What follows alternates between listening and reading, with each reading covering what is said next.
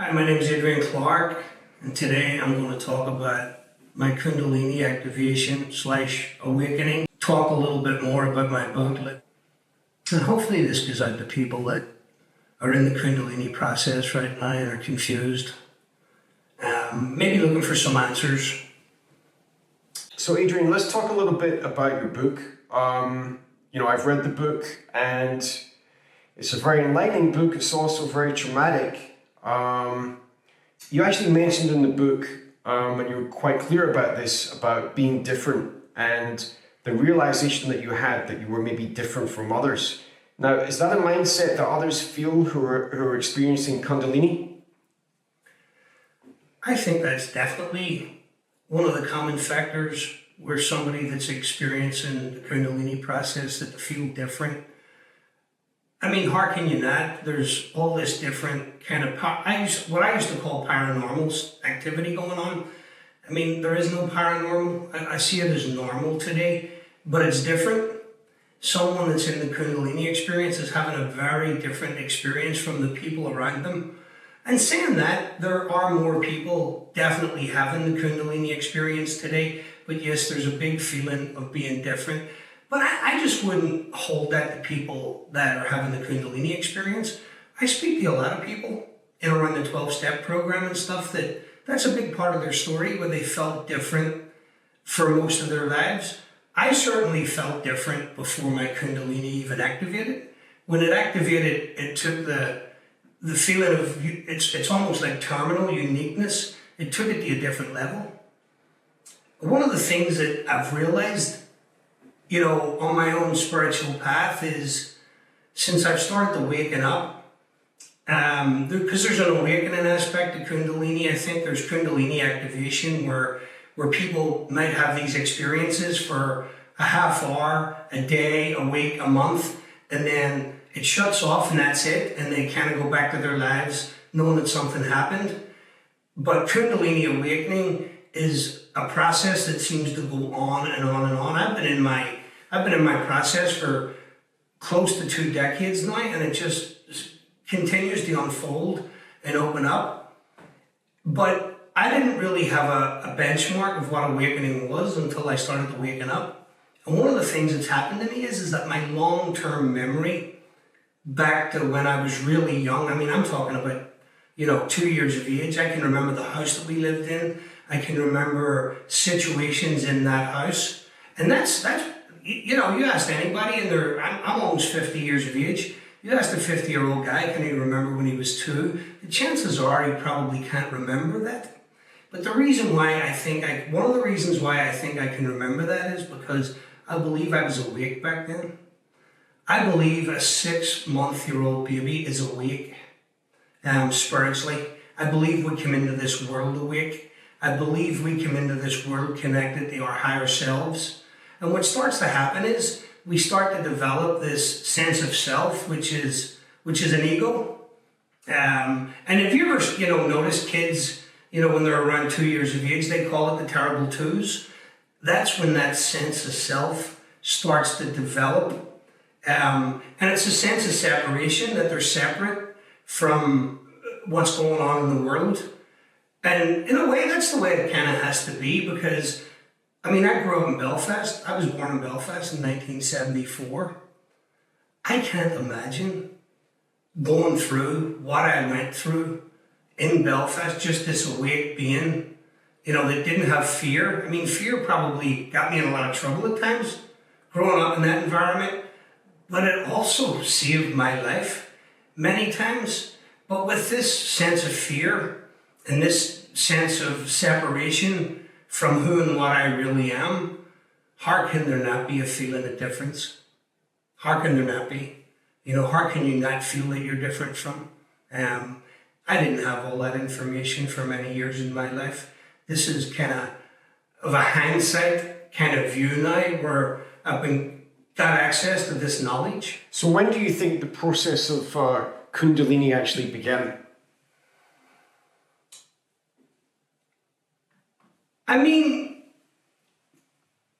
2012 was a big moment, a big shift in my life where there was energy that started, I like to call it started to percolate into my body.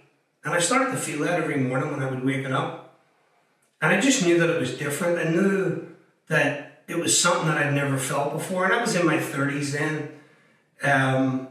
So I have experience, like over 30 years of experience of what's been going on in my body and how to label things. But this was different. It just felt totally different.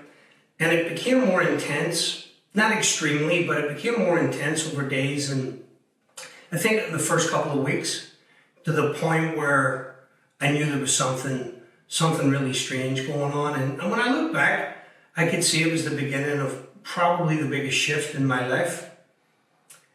So I would say the moment of activation for me would have been a few weeks after that, when I was driving my car one night in New York City, and I just felt this flood of energy shoot up my spine and out through my head.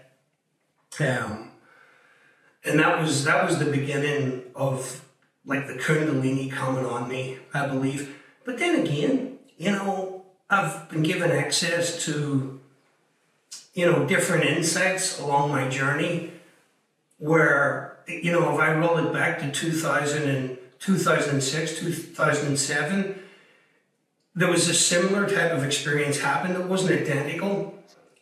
And I just came out of a marriage and got a divorce, and kind of life seemed to hit me a little bit. And there was an energetic shift back then, which I believe was the beginning of the Kundalini. And then again, if I look back over my life, I've been having what you would call odd experiences with energy and stuff, probably for most of my life. So I'm not sure about afterlife and reincarnation and all this stuff. It's something that I have an intuition where I think it's highly possible that there is an afterlife and that there is reincarnation and stuff, although I have no proof of it. I really don't. But if such a thing does exist, then I'd say it's highly possible that I came into this world with my Kundalini already active. And that might sound like far out there to someone that doesn't have Kundalini, but in reality, we all have Kundalini. It resides at the base of the spine. It just hasn't been activated in a lot of people. So in the book, you talk about, obviously a traumatic experience growing up in Belfast during the Troubles, incidents with alcohol and incidents. One particular incident which stuck out was you were talking about an incident with, I think it was the RUC or some paramilitary organization where a car skidded and they pulled out a Mac 10 and you had to run into I believe it was a cornfield and actually lie down in the field. I mean, do you think that this sort of trauma that you experienced, do you think that awakened the Kundalini? I think trauma and Kundalini come together. Most people that I've talked to with Kundalini have had a pretty traumatic background upbringing, whether it's been physical abuse or, sometimes even sexual abuse, or like a pretty, intense environment that they grew up in. And Belfast was a pretty intense environment. I mean, it was a war going on with the British and, and the IRA. I grew up in West Belfast in the middle of that. So, I had a pretty good insight into politics and what was going on around me in my environment from I was 4 years of age. When I was 6, 7 years of age, I can remember right now, this moment, the very moment that I heard the news that Bobby Sands, the hunger striker, had passed away on hunger strike in Long Case prison. And I remember walking out onto the street and hearing all the ladies and, the people in the area banging those old steel bin lids on the floor, like in protest. And I could remember the smell of the area. And there was almost an excitement to it where it's like, oh my God, it's going to go off big time here. And, I could see the British helicopters in the air circulating around the area with their spotlights on. And there was almost like an excitement to it. And I wouldn't have seen that as trauma back in those days. And as I got a little bit older, And, I knew how to make a petrol bomb when I was 11 years of age. And how to throw it and where to stand, and the older kids kind of taught you how to do that. Again, it was almost like it was fun to me back then. I spent my summers riding with the British Army on the Andersonstown Road and on the Glen Road. Not normal for an 11, 12, 13, 14-year-old kid, but a lot of excitement, like I said, in it. It wasn't until years later, until I started to get involved in spirituality, until I came to the United States of America, and I would tell people some of the stuff. People would be very interested, especially American people, about what happened in Belfast, because it's intriguing what happened back there. There's a lot of stories. Everybody that grew up there had a lot of stories, and I grew up right in the west of the city. I knew a lot of the characters. I seen a lot of the stuff that happened. I was involved in, like a lot of the teenagers and stuff, like my friends and stuff. We were always kind of up to something in that area. But the situation with the guy with the MAC-10, that was like a sectarian attack. And that's one of the moments in my life where I thought, oh my God, I could actually die here. And I've had several moments like that in my life where it feels like your heart's going to pump out of your chest. Yeah. And I was a loyalist gunman that night in his car. It came down the road in a car. We were coming out of a disco. And, he had a hood on and he jumped out of the car. The car came screeching right at me. And he jumped out of the car. And it looked like a MAC-10. And he pointed it at us, but the car spun around and the door hit him and knocked him over.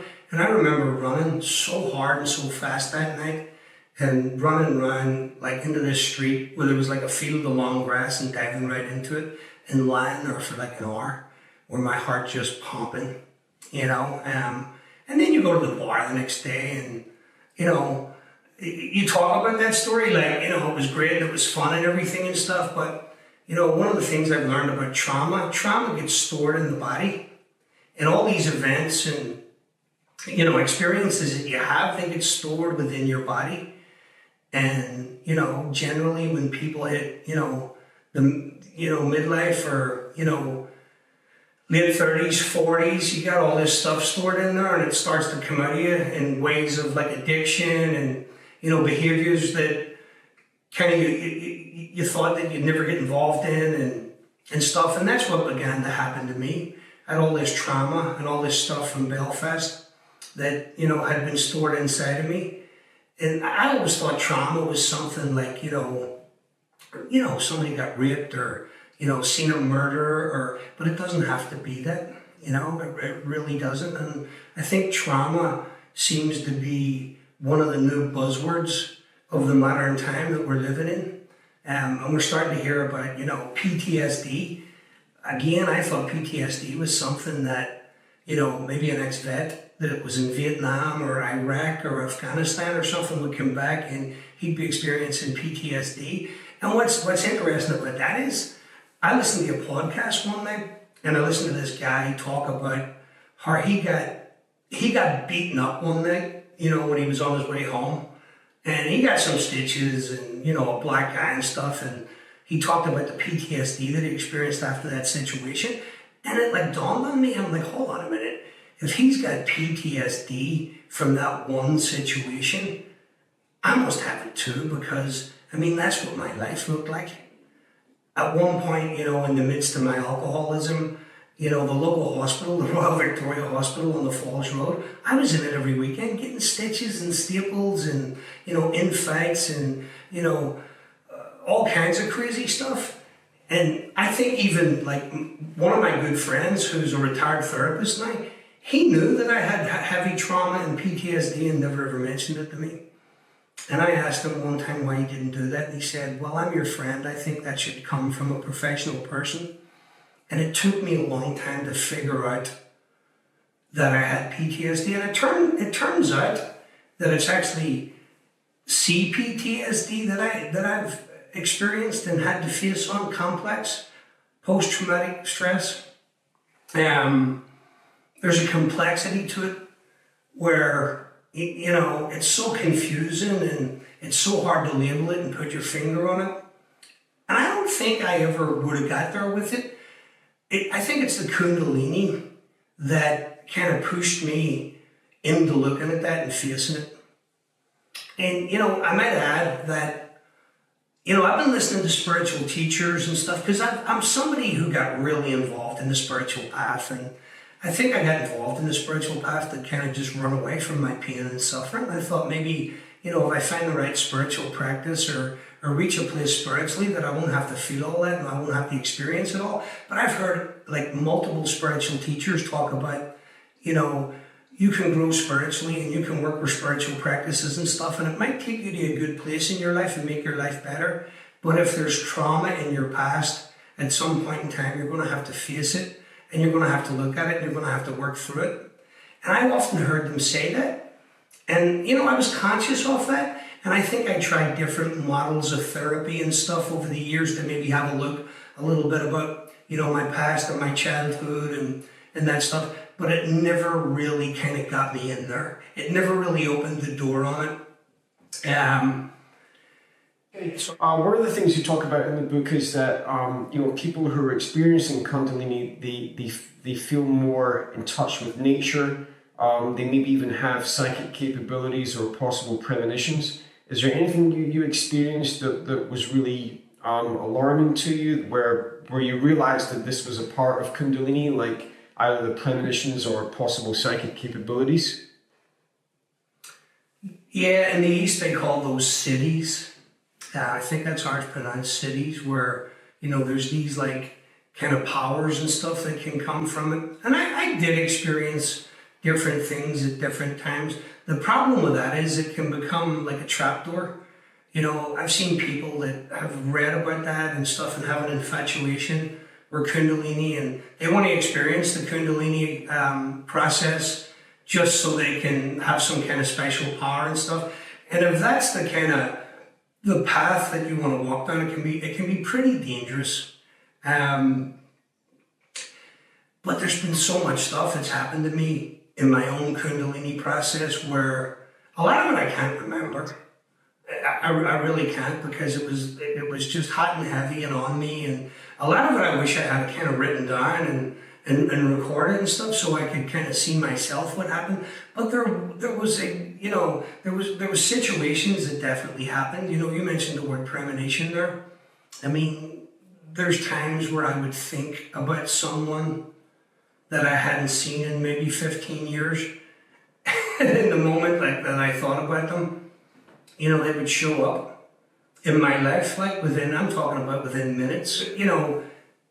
There's a sensitivity and an opening that comes with Kundalini where, I'd be sitting beside people and, it's almost like I would know what they're thinking.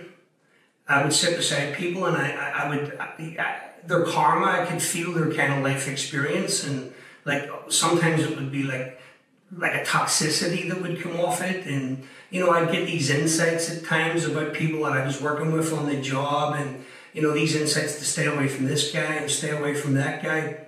But it has different faces, the Kundalini. It has this kind, loving kind of face where at times you feel a total connectedness to the world, a total love for your fellow man. And, it's sometimes that can be like dangerous and off-putting living in the West here, because you just can't walk around feeling this great love for everybody all the time, in your job and stuff. I mean, you wouldn't be able to function in your job, but there was times that I did experience that. And I kind of had a knowing to kind of like stay offside a little bit when I was facing and experiencing stuff like that. A lot of people talk about bliss, like these, waves of blissful energy that come over them. That's not really my experience, although at times I felt like slight kind of bliss and stuff coming on me. Another face of the Kundalini is like, intelligence, where it's like this guiding force like that's within you. It's like the intelligence of the universe. And it's like this tuning fork that it's trying to guide you in the right direction, and it's trying to give you, the next kind of step to take and stuff. And it depends on where you are in the experience, because you can you can have all this other like explosive, traumatic, unfiltered energy coming up in you, and that's distracting. And then you have this kind of Kundalini energy that's kind of trying to guide you. But I think that's one of the things that I see most about the Kundalini. It's an intelligence that it wants to purge and purify you. It wants to remove everything that's not authentic. And that can be people from your life. I had to sidestep a lot of people after a while, people who I probably would have called friends, and then eventually saying, well, hold on a minute, this guy's really not my friend. I think in my own delusions, I probably lied to myself about a lot of things in my life. And what Kundalini has done for me is it shines a light on that and makes you look at the truth. And that's a difficult part of the journey. So people were removed. I've spoke to people where they had to leave their job. I've spoke to people that left their job on like Wall Street, or they had a great job in like a banking institution or something, and like had to move off to Mexico. They just couldn't do it anymore. Habits, things you watch on TV, if it has a lot of violence and stuff to it. And I used to love crime shows and like watching gangster podcasts and stuff.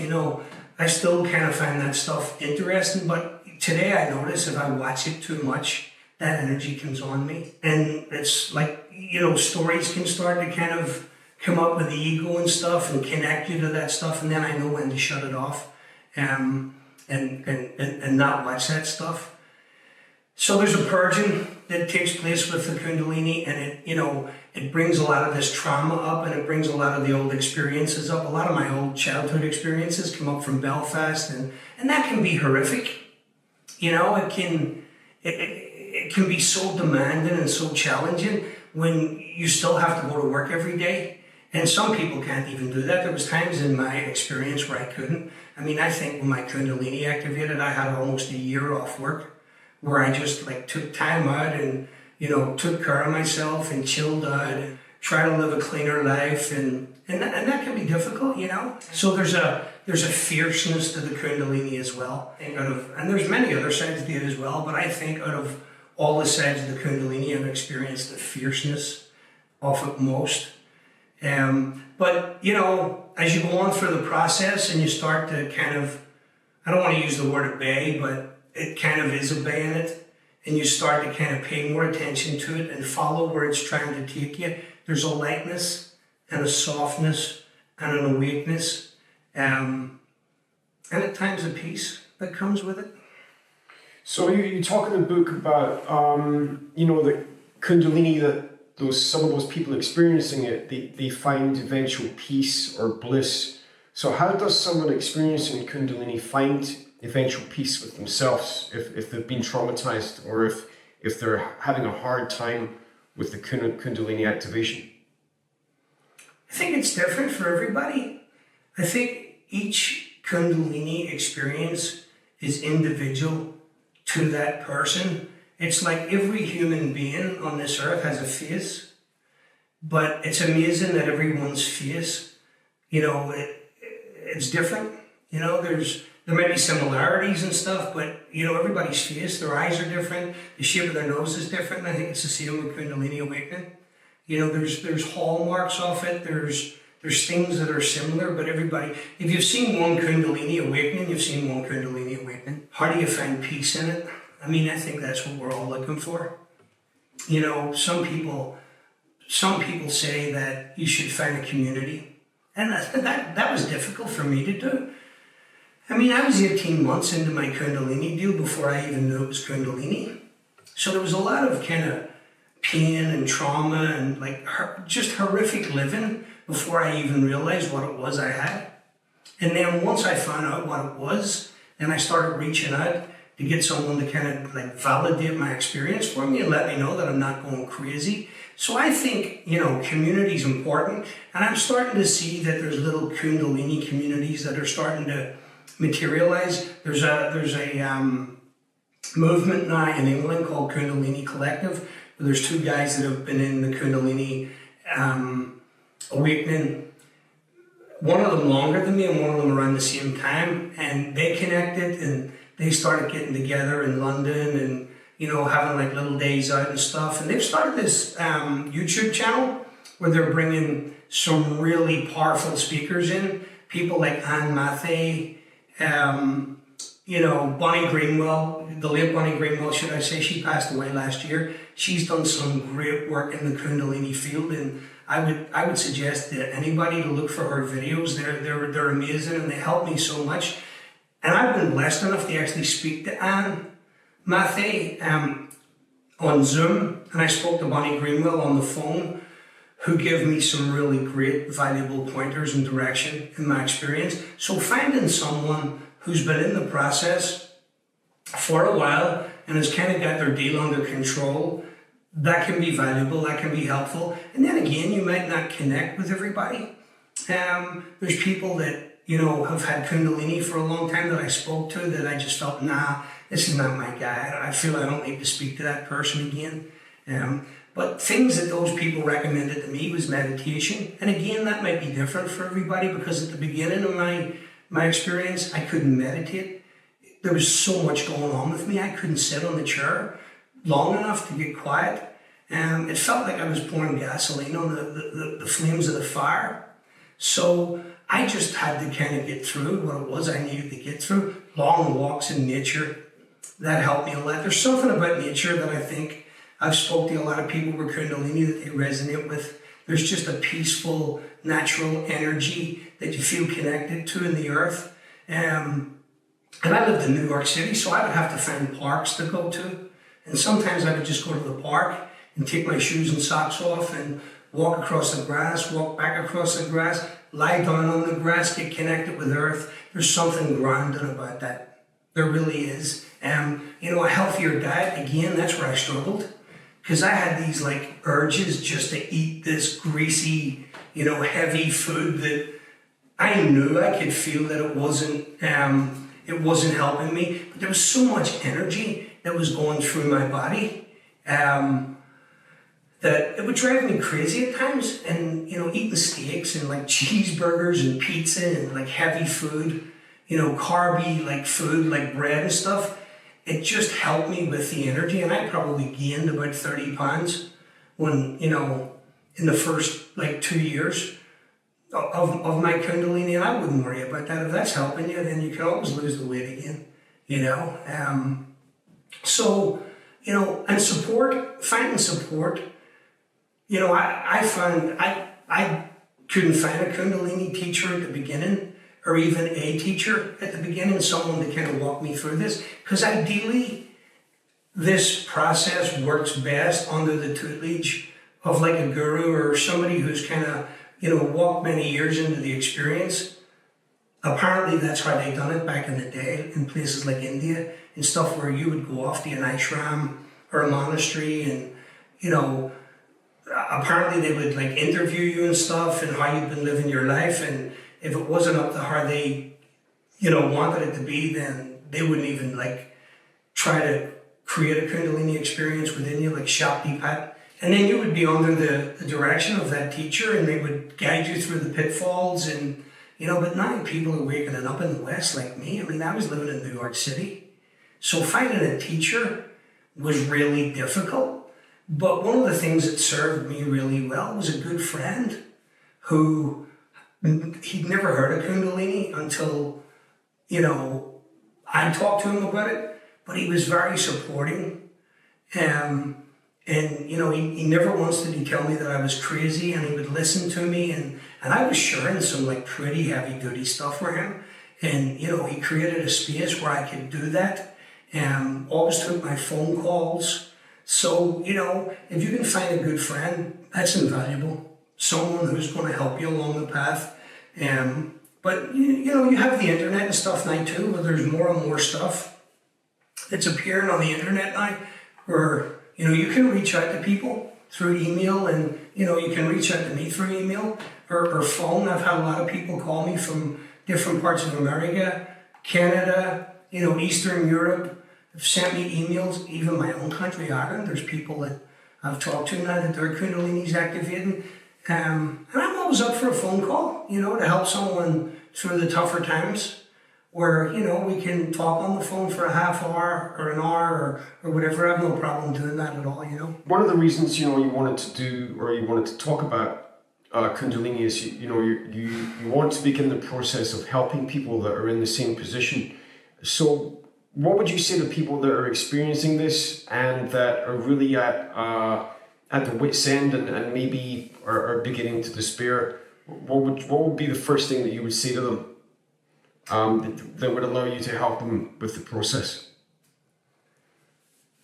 I've said this to a lot of people. One of my regrets in my process is that I didn't try to enjoy looking back when all the crazy stuff was happening, and it got so hectic for me that for probably a 6-month period, I was afraid to kind of go asleep or be on my own because I thought I was going to die.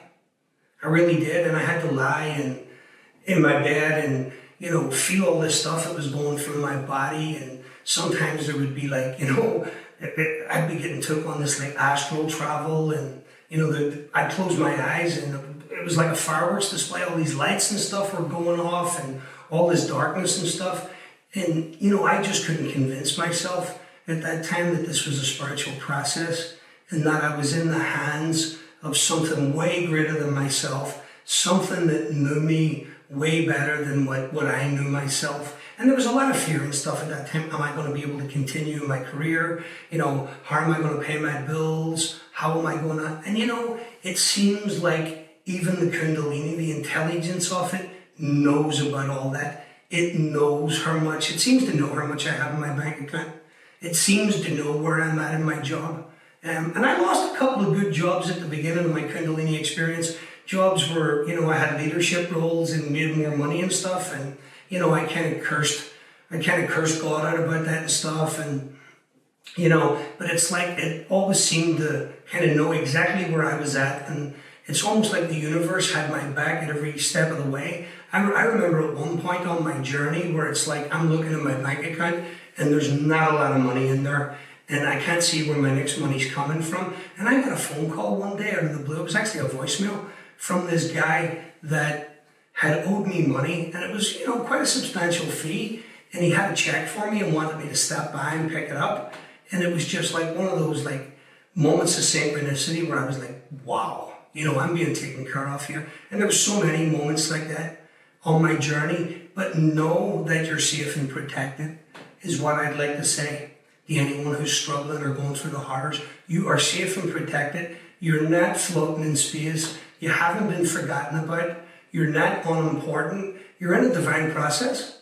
And you're very blessed to be in it. And, you just got to hang on and go for the ride with it and know that it's going to take you to better living, even though it might be difficult to get there. I mean, some of the points on my journey, it's deeper work, and you take a look around you at your friends and, a lot of the people that you maybe kind of know, and you see that, shit, nobody else seems to be kind of doing this work that I'm doing. Why do I have to do this? Why is this me? And I don't think there's an answer to that. But the beautiful thing is that I get to do this work. I get to do this deeper work. And however difficult it seems at certain points, when I come through those difficult times, it seems to be smoother. It seems to be more peaceful. You seem to get to know that there's a pattern that's taking place, that it's a stripping away, like the peeling of the layer of the onion that they talk about in spirituality. There's another layer that's peeled off, and you're closer to returning to yourself. So when we were discussing your book, you were talking to me about a spiritual healer that you'd actually met, and you said that you laid that on the table and she was able to actually look at your body, and she was able to say, look, certain things are going to happen to you, like you're going to get injured. And obviously that was alarming to you, but you want to elaborate on that subject and just explain, just how that happened and what actually did happen afterwards? Well, when I started getting involved with healers, and they were healers, because I think there's a difference between a healer and a teacher. When I found out about the Kundalini, what was going on with me, I'd connected with this guy, Abdi Asadi, And I mention him in my book quite a bit. He actually wrote the foreword to my book. And, you know, he's a healer, he's an intuitive he was like my first kind of connection in the spiritual world. And he sent me to a shaman, a Lakota shaman. But he also sent me to this energy worker, this lady, her name Penny. And I gotta be honest with you, I'd never met anyone like this lady before. She was an energy worker. Actually, I really wouldn't know what title to put on her business card. She was really powerful. And she'd bring me up into her apartment in New York City, and she had this like little healing table in her back room, and she would lay me down on it, and she would do this work. You know, it wasn't Reiki, or, you know, she didn't get a Reiki certificate online or anything like that. This was like deep shit. And she would like look into my body with these eyes, and she would like move this energy through me, and I could feel the energy moving when she would work on me, and she would do all these like, you know, little moves and stuff on me, like, you know, twisting my feet and putting her hands on me, and she would look into me, and it was almost like she was taking negative energy out of me at times, because I could feel her struggle and suffer with what was going on with me. And, you know, she would call me sweetie and stuff and that, but there was times where we would argue and fight, because she would be aggressive with me and tell me, just shut up and sit there, because I would be asking questions. I would have all these questions, like my ego was frantic. You know, what's going on? What did you just do? And she'd be like, oh, shut up, will you just sit there? But she would look into me at times, and she would tell me, you know, about situations that happened in Belfast. She'd be like, oh my God, all those British soldiers, look what they done to you. How did you get in that situation? And, you know, we talked about that. It was a situation where I got into a fight with like a whole squad of British soldiers one night in Belfast. And they give me like a really bad beating. It cost me my front teeth and stuff. And, you know, it was like she was like reliving this stuff, and she could see it. And she was asking me about certain family members, and, you know, she would tell me, oh, I like her energy and I don't like his energy. And, you know, it was almost like she was looking at my life story and my body. And it was bizarre. It really was. But there was one time, it was a situation where I remember going there on a Saturday, and she's like looking into my body. And she said, are you working with steel beams? And I was like, of course I'm working with steel beams. I'm an iron worker. She said, well, be careful. I said, well, what do you mean be careful? She says, you're going to have a little bit of an accident. You're going to fall. And I'm like, Penny, what, you know, come on. What are you talking about? And she says, it's going to be okay. Don't worry. You're going to be okay. And I remember going to work on Monday, and I was welding a steel beam and falling off, coming down and landing on my back. And like right after that, she called me to ask me, was I okay? And that kind of blew my mind. I mean, that doesn't blow my mind today, because, you know, I've met people that are, you know, by how normal people operate, or from the place that normal people operate from. I've met people that have, you know, they just have that in their toolkit. And they're not these people that have their own YouTube channel. You know, talking about, I've got 16, you know, certificates in spirituality. I don't even know what that means. I don't even know how you can kind of get certificates in spirituality. This is an old lady who used to work in finance in Wall Street, who became a healer. I mean, it was like struck in near one day through the near-death experience that she had. And she came out of that experience knowing that she was a healer, and she wanted to serve and help people. And people that were really broken and damaged in their lives seemed to be the people that found her. And when I first went to Penny, I was really broken and damaged to an extent that I didn't even know how much. And she was the first person to kind of frame my experience in a way. She said, I asked her, I said, what happened to me, Penny? How did I end up like this? Why am I lying on your table and you're doing what you're doing to me? And she said, oh, honey, your life's just hit you all at once. It's hit you all at once. She taught me many things, you know.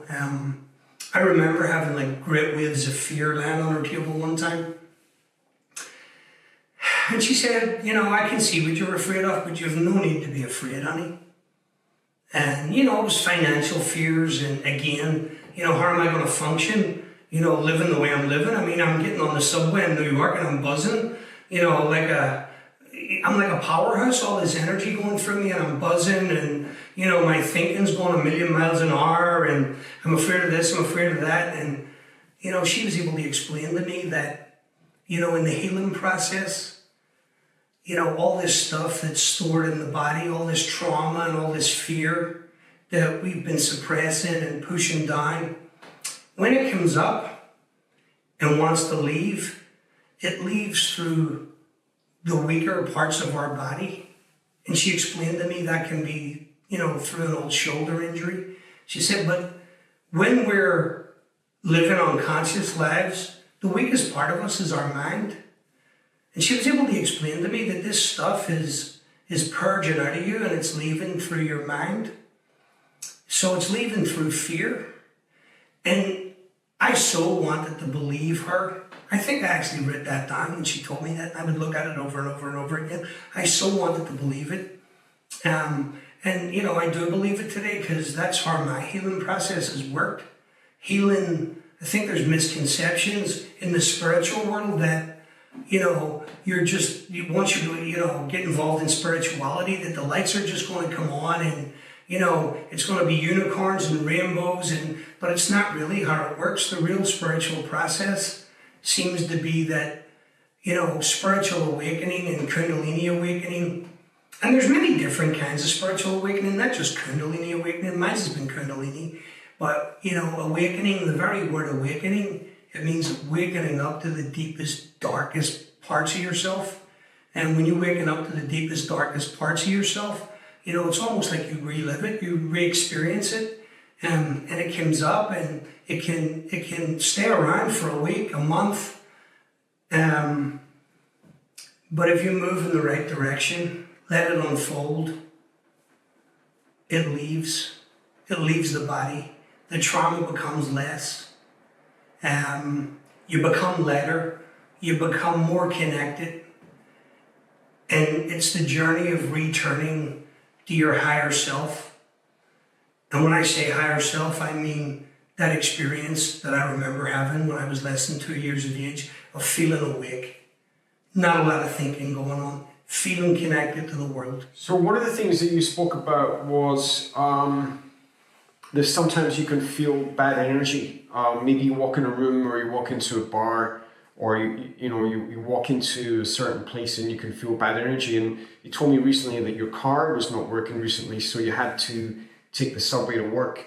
And you said it really, you found it kind of traumatizing, especially, the way that New York is now. It's now become a very dangerous city, and crime has gone through the roof. So what did you actually feel when you went onto the subway? I mean, how did that compare to what New York looked like 20 years ago when you were not experiencing this? How did you perceive New York, or how did you perceive the subway to feel as you stepped in there? Yeah, that actually just happened recently. We were talking about that. Yeah, man, like 20 years ago when I was getting on the subway, it really wasn't much of a problem, because I was asleep in my life. I was like in a dream state. I was kind of motivated by different things and guided by different things. It really wasn't a big problem, me getting on the subway back in those days. But, when the Kundalini process started, it's like you become a human antenna. You start to, they talk about in the East, the chakra system in the body. Now, there's many chakras in the body, probably hundreds. We have them in our fingertips. But in the East, they talk about like the 7 main chakras that run up the base of the spine. And they hold different parts of our life experience. They hold different memories in the nervous system. It's kind of stored in there. And I believe when the Kundalini activated, it starts to move up the spine. You can feel it move up your spine, sometimes really aggressively. And my experience was really aggressively, and you can experience a lot of back pain. And I experienced a lot of back pain through injuries that I had at work, but also through the Kundalini.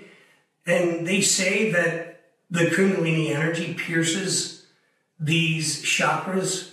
And, when the chakras get pierced, these different life experiences that are stored in there. And the body's a very intelligent thing.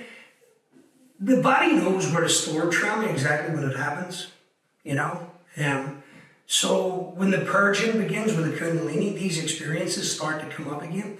And a lot of people think that the Kundalini, energy can be painful and, Kundalini energy is not painful.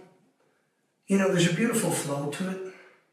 What's painful is when it hits knots and like these things, these trauma vortexes and stuff, and releases them. That's where the pain comes from. When that stuff is released into your nervous system and you start to experience it and feel it and stuff again.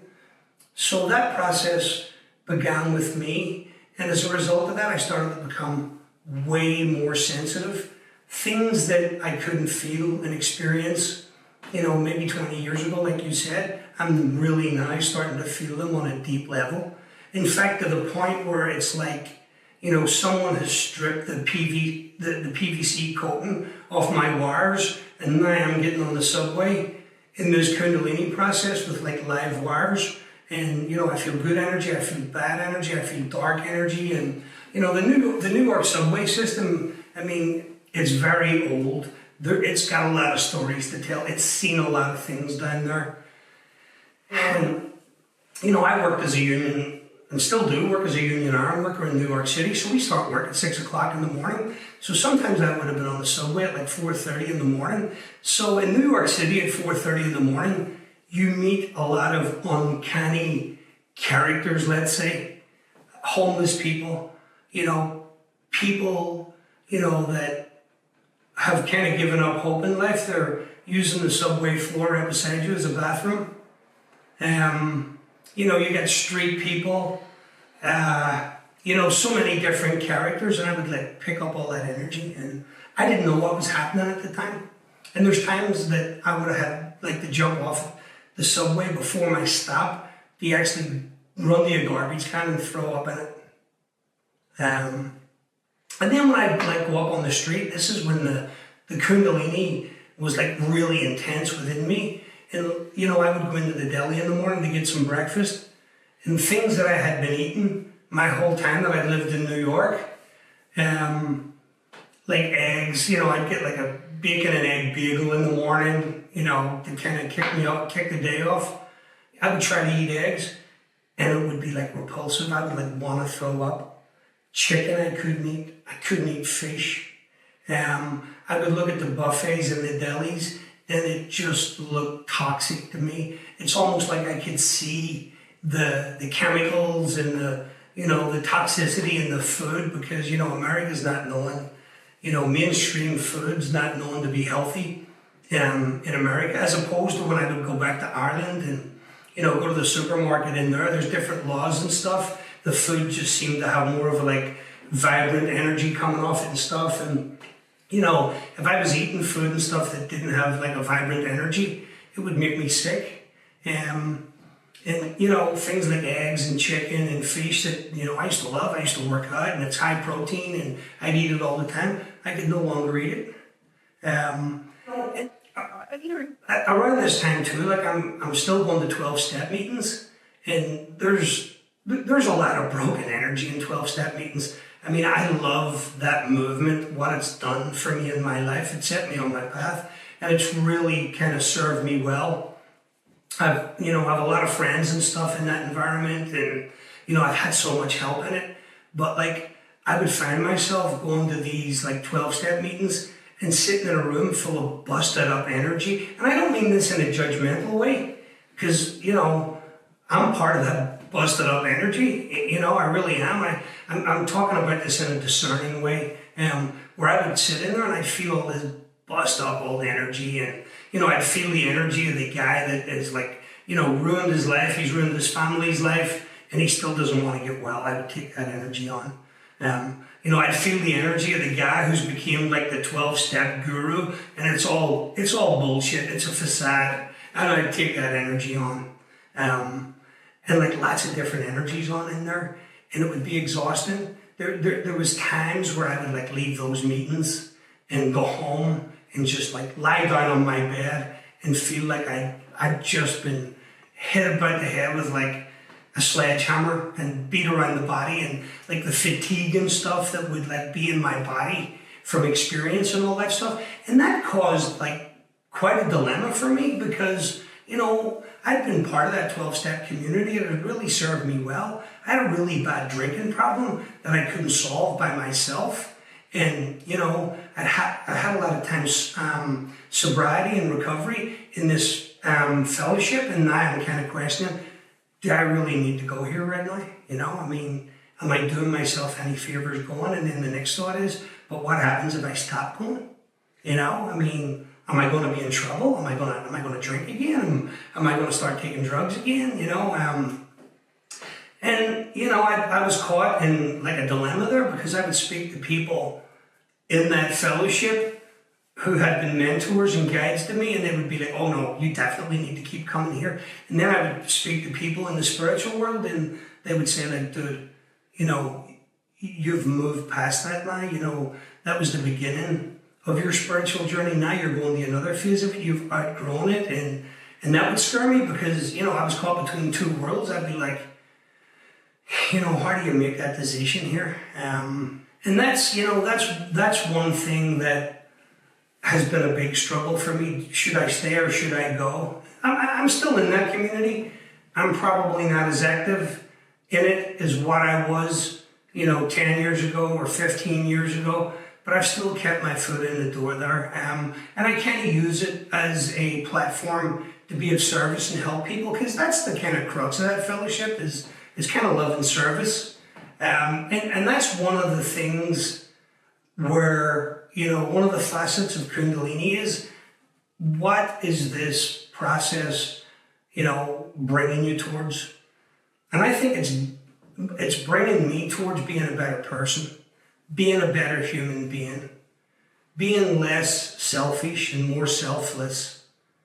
I think service and helping others is one of the main springs of Kundalini awakening and spiritual awakening.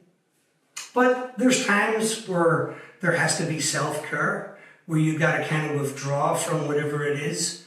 Because Kundalini will really challenge social structures. I mean, if you're doing a job that is harmful to other people or harmful to yourself, you're probably going to get forced out of that job by this process. I mean, if you're doing things in your life that are harmful to other people and stuff, you might be forced out of doing that. But there's times that you might need to step back from your job. There's times you might need to step back from a spiritual community that you're in, or even religion, a religious community. I had to step back a little bit from the 12-step community and take care of myself. And the alarm bells start going to people, you know, people that are close friends of mine. What are you doing? You need to go to meetings. You got to do this. You got to do that. And, you know, when I really was like, calm down, guys. I'm taking care of myself a little bit here. You know, I need to spend nights alone at home, just to kind of find out where I'm at right now and get back going on the path, and then I'll be back to help other people. So when you wrote the book, obviously you didn't tell everyone that you wrote the book. It was a hard thing for you to tell people at work, the people that were steel workers, because, you know, it's not really commonplace for a steel worker to write a book. When you did write the book, and obviously you showed it to your parents, how did your father feel about that when he read the book? What was his immediate reaction? My father is 84 years of age, and he's like this old school Belfast guy.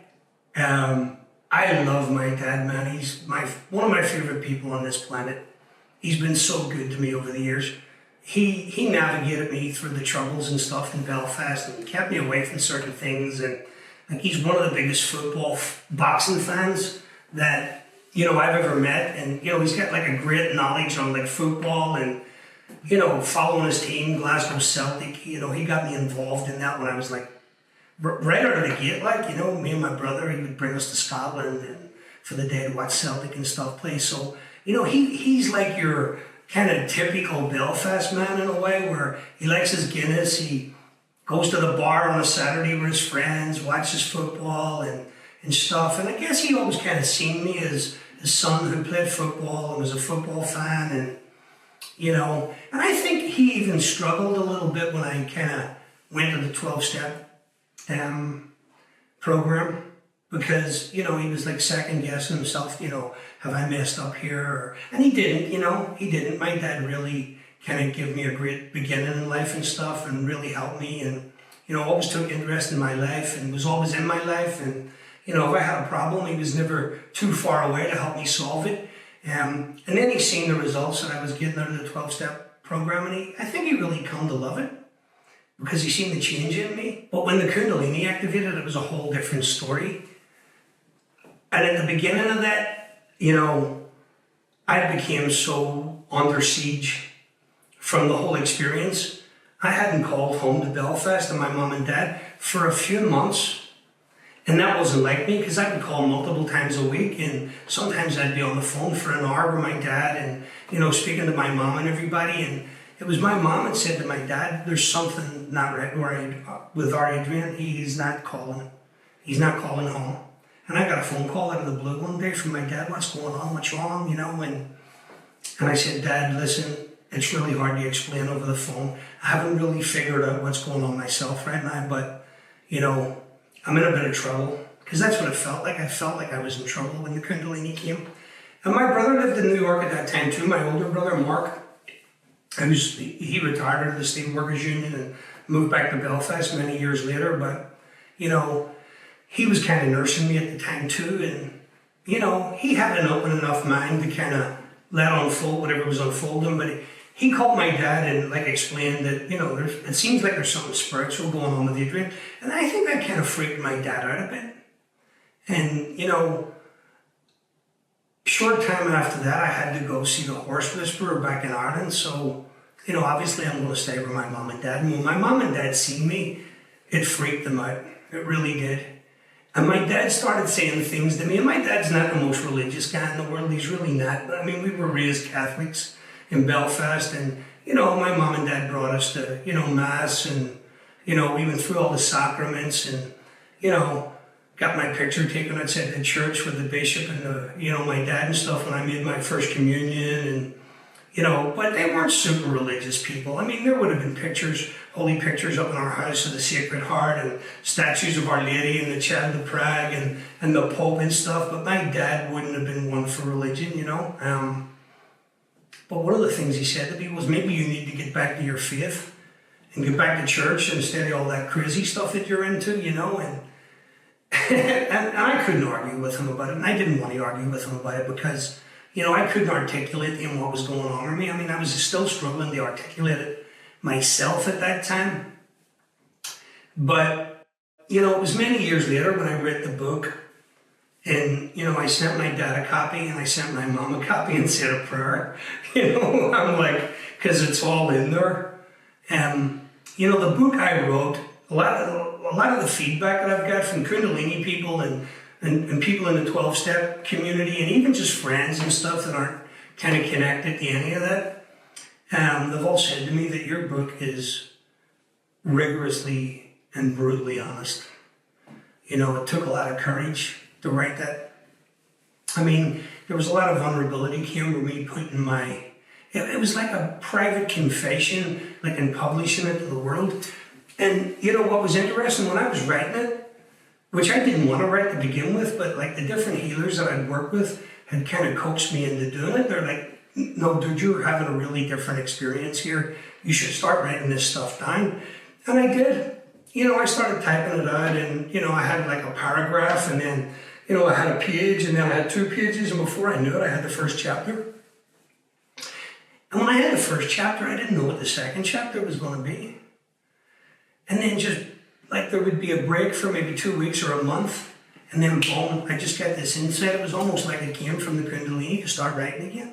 And I'd start writing, and again, a couple of lines, a paragraph, a page, a chapter. The second chapter would be complete. And then I would just go back over it and edit it and stuff. And I would come to these writer's blocks where, I'm like, all right, that's it done. And then boom, I'd be prompted, this intelligence would guide me to, and it was pretty clear guidance, get the keyboard out and start writing again. And I would write it, and it was like that the whole way through writing the book, but there was this battle, this internal battle that went on within me. Things like, how can I let the guys at work hear what I'm saying here, how am I going to feel when my parents read this? Things like that. But that was almost like it was part of my healing. That like kind of that battle, that pendulum, would like swing back and forward. And like there was points when I was writing that I was like, you know what, I'm not publishing this. This is just too crazy. This is mayhem. Like my buddies that I grew up with in Belfast, are they even going to be my friends anymore when they read this? And the truth is that, there's a couple of them that weren't, that read it, and they were so excited for it to come out and stuff. And when it did come out and they read it, they just stopped contacting me. But then there was my real friends who got in touch with me and told me that they loved it and told me that it was a special piece of work because they knew me and they'd seen a lot of it growing up and stuff. And, for every piece of negativity that came around it, which there wasn't a lot, to be honest, there was a lot of positivity that came from it.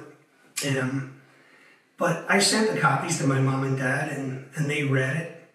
Halfway through reading it, my dad called me and he said, I'm halfway through this here, son. And he says, I'm very proud of you. It's a lot for someone to author a book. He said, but, every 5 minutes here, you got me on the edge of my seat here and I don't know where it's going next. And he says, one of the other things that I've noticed here, how honest you've been in it. How honest. But then he also said, but now I'm feeling like, is there more I could have done as a father? I knew you had tough times and stuff in your life, we all do, but I don't really think I realized how tough a time you were going through, and I kind of wish I was able to touch you and help you in a better way than I did, and I was just able to tell them, Dad, listen, there wasn't anything that anybody could do for me. What happened had to happen, I think if someone had came to me at 18 or 19 years of age, when I was in the darkness of my alcoholism, and it was dark, it really was dark, I talk about it in the book that, there was an attempted suicide and stuff, and that's pretty dark. I don't think you can go any lower in life where you want to end your life. If this is life, I'm not interested in it anymore. So there was really dark times, and I think if someone had came to me in the midst of that and said, listen, here's a way for you to get out of this, I don't even think I could have heard them. I had to experience what I had to experience. And I don't regret any of it. I really don't. Everything that happened, the attempted suicide, the way I drank, I have regrets for sure. But, regrets in a way that, I'm not, if someone wanted to sit down and have a conversation with me about it, then I would hash it out. I'm not afraid of any of it. I'm not afraid of my past. I'm not afraid of a whole lot of things today. I'm really not. Fear comes from within us, doesn't it? And if there's stuff going on within you and you're not afraid of any of it, then it has no power over you. It really doesn't. I'm in a place in my life now where I've come through a lot of the hard stuff with the Kundalini, and I just want to help other people through their experience.